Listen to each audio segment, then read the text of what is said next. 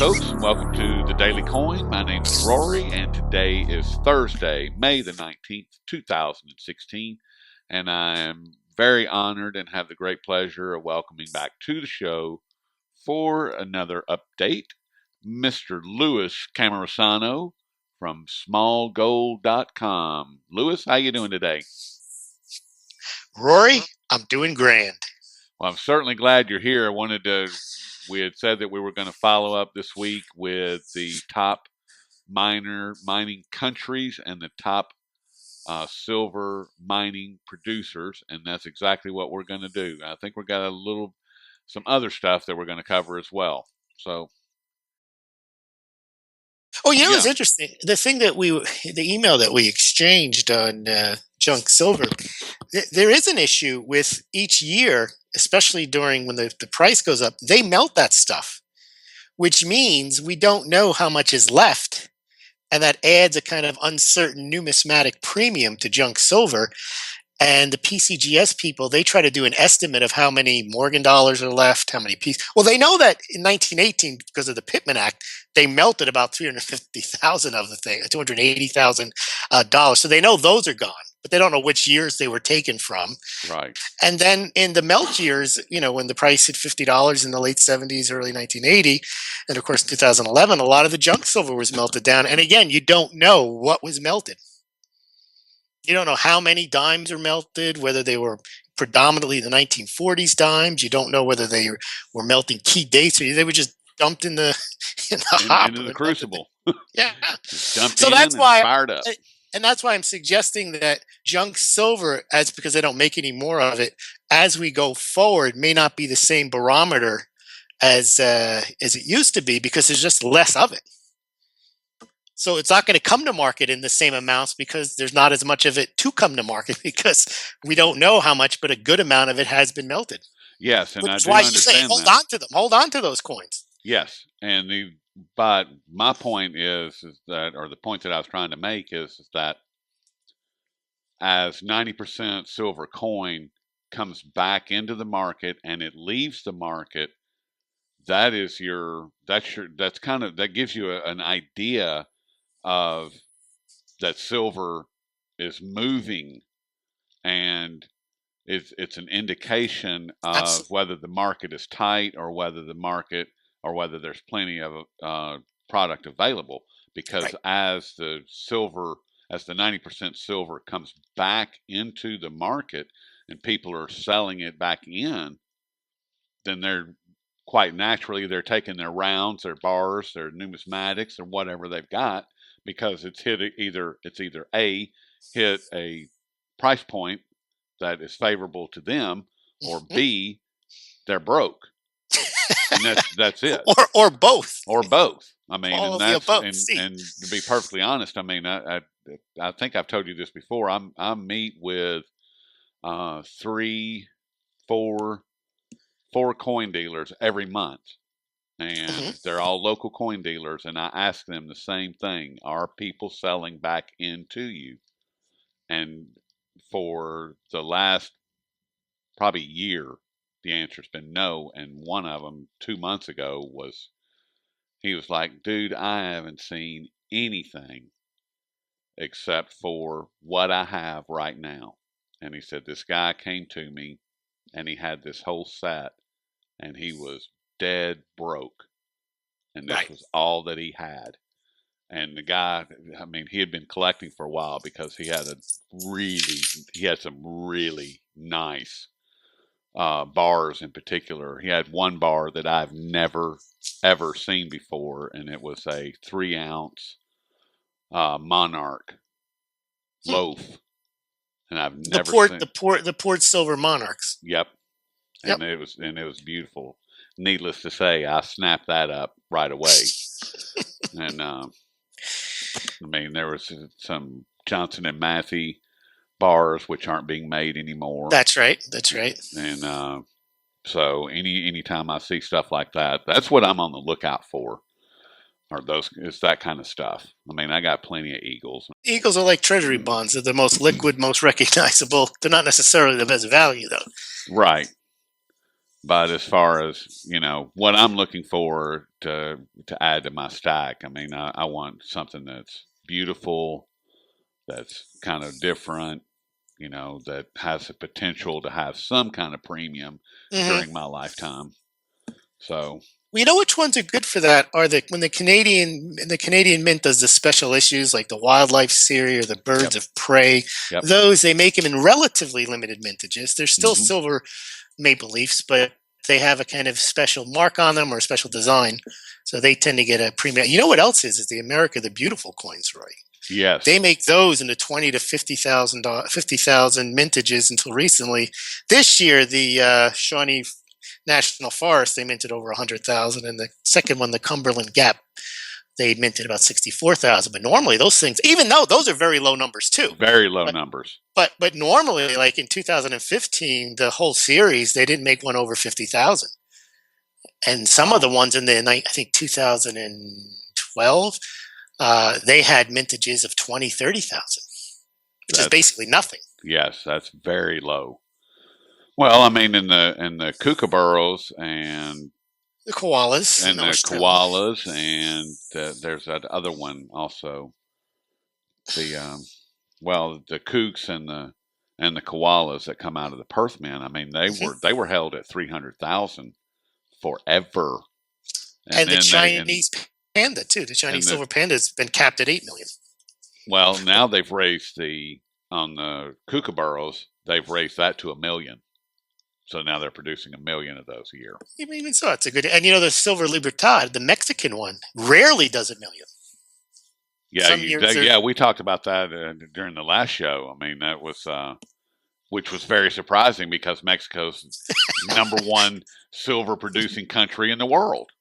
they, and they don't save it. They don't save it for their own production. They ship that stuff out to India probably and the United States and everywhere else, but they don't mint their own coins with it. It's crazy.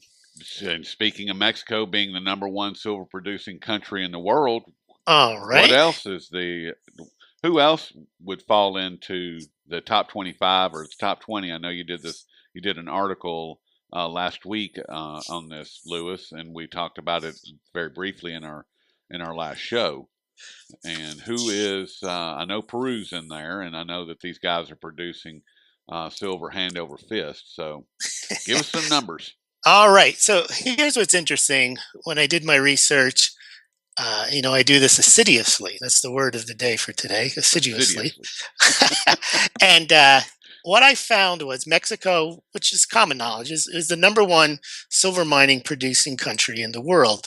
And last year, they led the world in silver mining production in a year in which global silver mining production rose 2.1%. And according to the Silver Institute, to about 886 million ounces. Now, Mexico produced about 190 million of those ounces. The number two top silver mining country in the world was Peru. Now, Peru had a big increase in silver mining production. They were up 13 million ounces, or more than 10% on their production in 2014. And when you take Mexico and Peru together, Rory, they account for 36.7% of total global mining production in 2015. So you Wow. think about them, those two countries control 40% almost of the silver mining production in the world. The third is our friends in China. They produced about 110 million ounces. Now, China, as you know, that silver doesn't leave China. Ever. So basically, you can remove from the 886 million ounces a year that are mined or that were mined in 2015 and bring that down about 786, right? Because you're not getting that. The fourth largest silver mining country, Russia, with about 50 million ounces. And again, probably precious little of that leaves uh, Russia. So if you take Russia and China out of the equation, now basically, Mexico and Peru have about half of the global silver mining production. So basically, Mexico and Peru have half the silver mining production available for the rest of the world. And then after that, it gets pretty small. Australia is fifth with about 50 million. Chile comes in at about 48 million. Bolivia around the same. Poland around the same. The United States has about 42, 45 million. And Argentina has about the same. So, but if you take the top 10, including Russia, China, um, Mexico, and so on, it's almost like the 80-20 rule, because after that, the top 10 silver mining countries that we just listed produce 83% of global silver mining production in 2015. Wow. So basically, and if you strip out Russia and China, Exactly. and you got Mexico and Peru, the next thing you're relying on Australia, Chile, Bolivia, Poland, U.S., and Argentina in very diminishing order. Now, after that, the numbers 11 to 20, they're almost insignificant. You got Guatemala, Kazakhstan, Sweden, Canada, which is in the 20 million ounces, which doesn't really cover much. It doesn't even cover, Maple less leaves. Maple leaves are half of the U.S. mint production. India has some. Indonesia, Morocco, Turkey, Dominican Republic, and Armenia. But again, these are all in amounts that are, between 7 and 25, 30 million. Not that much coming out of them. And clearly, India, while it has some mining production, doesn't have enough domestic mining production to cover its 275 million ounces that it consumed last year. So basically, if you take just India's demand, you need Peru and Mexico to cover that almost, because Mexico is 190 million ounces and Peru is about 140 million ounces. There's not much left after that. Not too much. And then you have the rest of the demand. So as I mentioned, I do study this stuff assiduously, but I can't figure out where the silver comes from, because if you just take what they show you in these countries that's being produced, and then you match it up against the demand by anyone's measure, the demand outstrips the supply. And, the one place it could come from, Rory, is always scrap. But as we were talking about anecdotally, and also according to the numbers they do, there isn't any scrap coming onto the market because silver's cheap and it's just not worth selling at this price. Correct. So, and it won't until it gets back, probably above 20, mid 20s, and forget having any real volume of scrap coming back in. right. So basically, what I learned from the review of the silver mining countries is that it's consolidated mostly for export in Mexico and Peru. China, they're the number 1 and 2. China and Russia are third and fourth. And then after that, none of the countries produce more than 58 million ounces. And then when you get out of the top 10, there's not much there at all, because the top 10 countries produce almost 85% of the silver. I mean, it seems like to me that it takes basically Russia. I'm not Russia. It basically takes Mexico and Peru just to satisfy the 275 million ounces that India required last year. And then if you add the 47 million eagles that were sold, now you're talking about 300 million ounces. And now there's really only 50 million ounces left out of all of Mexico and Peru's production for the rest of the world. And by the way, China, even though it produces, that almost 100 million ounces, that doesn't cover their needs. They're still importing silver.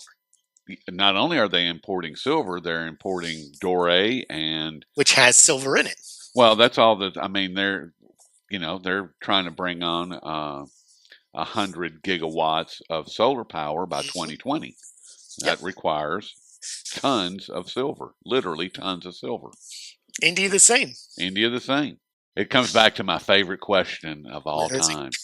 Where is the metal coming from? I mean, it just doesn't exist. But enough of my nonsense. Obviously it does, though. See, that's where we all don't know the answer. You cannot just say, well, there's a deficit, and there's been a deficit for 15, 20 years. And that's impossible. The silver is actually showing up somewhere. And the best thing about silver, it's different than gold. We know, other than maybe the ETFs may not have the silver, but we know when they produce the coins, they have to use the silver. And in the industry, they use the silver. So that is silver that physically exists. It's not made up silver. It's not made up demand. It's actual demand that is only satisfied through physical delivery. Correct. There's nano silver now that they say can be used for. You ever see those flexible screens? They make those portable laptops Yep. that you can fold up. Well, Yep. apparently, if you use silver nano particles in there, it works really well. So they think that might be another new demand for silver. I don't know how much silver, but it looks like a promising area. I was going to say, I mean, that could get crazy volume quick, because I mean, if all of a sudden, if that's the new thing, if that's the new iPhone or the new this or the new gotta have, then oh my. And why would you want to have that? Why wouldn't you? It's Stone Age. It's like walking around with a stone tablet versus something you can fold up and put in your pocket. Yeah, or something that you drop and it doesn't break. Exactly. So that could be a big area as well. That could be huge. And what about the top silver miners? You got almost the same dynamic. First of all, they're going to be in Mexico, right? You got the same dynamic in that there's consolidation, and it's getting more. But here's the most interesting thing I found. There was an increase in silver mining production in 2015, and that was like 2.1%. But the top 20 silver mining companies as a group, their output was up 5%. Okay. And which means that the little guys had trouble keeping up, but the bigger ones they're better financed, had bigger mines, they were able to pull low-hanging fruit in order to kind of try to stay on the treadmill and continue to earn revenue even at the lower price. So they were lucky enough to have reserves and money so they can produce more to meet the demand as the price dropped, hurting their finances. They're able to stay afloat by increasing output. Now the smaller ones, they didn't increase their output. Yeah, and it sounds like they would have had to have either shut down, slowed down, or something happened to their production, because if you said the top 10 had a 5% increase. The top 10 silver mining companies increased production by 4.7, and then the top 20 silver mining production, take them all, was increased to 6.2%. Oh, okay. But that was driven by a 6.2% increase in the top secondary silver mining companies. So what was interesting was the primary silver mining companies only saw a collective increase of 2.3%. The bulk of that was in the top 10, but the real increase came from silver as a byproduct, is a 6.2% increase. Which I found interesting, because I thought that those miners were the ones that were hurting the most, but they were probably doing exactly the same thing as copper, lead, and zinc prices went down. They were also probably producing like mad, which meant they also produced a lot of extra silver as a byproduct. Yep. So if you were a primary silver mining company and you were small, you just couldn't do it. But if you're one of these larger companies that kind of had to do it because you had large debt obligations, or maybe you got your lender to give you some relief as long as you kept your revenues coming in, they had to go into overtime to produce these large amounts. So the number one silver mining company in the world is in Mexico, and it was Fresnillo, and they had an increase. They produced about 40 million ounces, which again, for one silver company, that's a lot, but it doesn't. It's not that much. But again, the top ones did increase their output. But here's where it gets interesting. If you take the top 10 silver mining companies, they were about 35% of total global output. They produced 308 million of the 886 million ounces. And in the top 20, produced about 51%. So it's not quite as concentrated as the countries were, but the companies are pretty concentrated. And I could imagine, Rory, and you probably could too, you're going to see some M&A here where these companies are going to control more and more a percentage of silver, which the supply chain gets riskier because the greater the concentration is in particular miners, the greater the risk is that one of them goes bankrupt, and then that supply just gets cut off. So it's already concentrated, meaning that now 51% of the global output came from these top 20 companies. As these top 20 companies start to pick up the pieces of the smaller companies and move them in to their company, even though they're not necessarily doing very well, they all could go bankrupt. Not all of them, but I mean, some of them can go bankrupt, which would disrupt the supply. Similarly, if the secondary producers, if you don't get the rebound in copper, lead, and zinc, they can go bankrupt as well. And then you won't have that secondary supply come to market either. Yeah, I would think that the secondary supply mines are at much greater risk as of today Mm-hmm. because of the copper, lead, and zinc situation with the global slowdown in manufacturing and housing and all of it. I mean, they can only high grade their mines for so long. They can only dig out, additional um, ore for so long before it becomes a situation where it's not profitable, where or silver begins to move up and they're able to continue fueling the fire through their silver mining. Mm-hmm. But as far as copper, as far as the base metals are concerned, forget it. I mean, unless something changes fairly quickly, or unless China and Russia and the one belt, one road situation completely changes everything on the manufacturing side, then the base metals are done. I mean, they're done. They're Well, not if going to. they are, where the question where the silver came from in 2015, the big increase came from production of silver as a secondary byproduct, a 6.2% increase. That drove the 2.1% increase. Was silver coming from secondary mines? And what you're saying is we can't count on that continuing. That's correct. That's not going to continue. Well, Not from my perspective. disagree. I mean, Glencore is one of the companies. They were the fourth largest silver mining producer. Now they're not a primary silver miner, but you see, they put themselves in fourth through secondary mining. And in fact, only four of the top 10 silver top silver producing companies are primary. They consider them primary silver mining companies. The other six are secondary producers. Well, been speaking once again, Louis Cammarosano, smallgold.com. Louis, this is becoming a regular thing with us. I'm enjoying it. Thank you very much for having me on. I appreciate your insights and your hosting me on the show. No, I'm loving it, dude. This is I'm glad that we're doing it because I think that people are responding well, and I like doing it. You're a good guy. I like your analysis, so it's all good. Oh, great. Thanks, Rory. Well, and we will pick it up again. I can't remember when we're scheduled again, but I'll take a look at Next the. week to do the Russian and Chinese, I believe. The Russian and Chinese and Indian gold numbers. Oh, that's right. The national gold numbers. Yep. Hmm. What they're looting from the mines. Yeah. Oh, that's the other thing to mention is the bank, the ICBC Standard Bank of China, the largest bank in China, purchased Barclays London Gold Vault. Two We can talk thousand about ton gold vault. yes. Yes.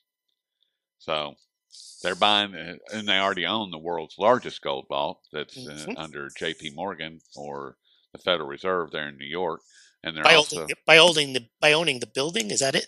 yes, that is correct. So that's follow what the wealthy people. If you do what the wealthy people are doing, then you have a better chance of being wealthy yourself.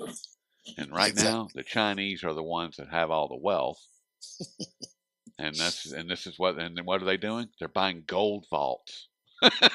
Yeah. You know what they're not buying, Rory? They're not buying GLD. They're not buying treasuries either. No. We can go through that to have some charts on their treasury sales and then charts on their gold reserve acquisitions. Yes, I'm sure they'll will line up quite nicely. Well, we'll talk with you next week there, Lewis, and you have a Excellent, wonderful Rory. weekend. And I certainly appreciate all the time and all the knowledge. Thank you very much, Rory.